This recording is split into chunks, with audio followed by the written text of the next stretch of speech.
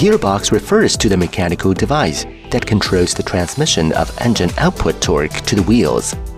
It is an important part of the truck power transmission system.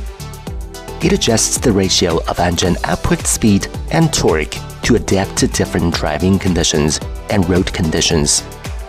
The small cover of the gearbox, the synchronizer, the shift fork, the first shaft, the bearing, the second shaft, the gear, the sliding sleeve, the gasket and the stop ring. The synchronizer ring is an important component of the gearbox.